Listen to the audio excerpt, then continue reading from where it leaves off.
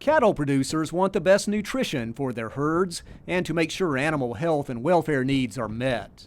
But in 2017, they have a new, stricter federal regulation to follow. The new guideline from the Food and Drug Administration is called the Veterinary Feed Directive, or VFD for short. It says if a livestock farmer wants to use certain medications in their feed that are important for treating human disease-causing bacteria, the antibiotics must be approved by a veterinarian. I have an article that I've written and sent to every extension agent in the state of Tennessee. Dr. Lou Strickland is a veterinarian with UT Extension and UT Animal Science. He's been talking to farmers statewide about the particulars of the VFD issue.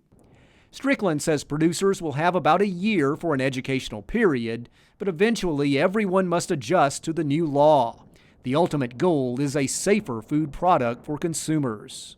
There is a concern that feeding our animals those antibiotics will eventually create resistance in human medication. So that is the whole underlying cause of the Veterinary Feed Directive. A vet must do an on-site inspection of a livestock herd before a farmer is allowed a VFD. Then producers must take this documentation to their supplier before they're allowed to buy feed infused with antibiotics. So the producer has to have a good relationship with their veterinarian, because it's the veterinarian now who's going to be responsible for ensuring the appropriate use of antimicrobials in feed and water.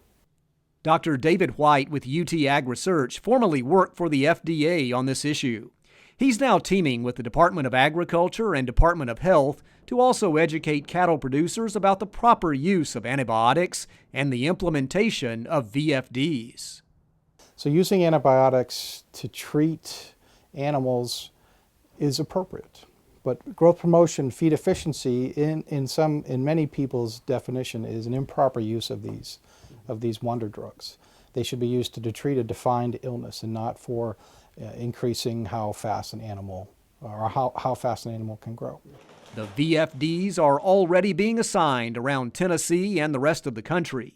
It's a final rule that's now on the books and will change how producers and veterinarians raise livestock. This is Charles Denney reporting.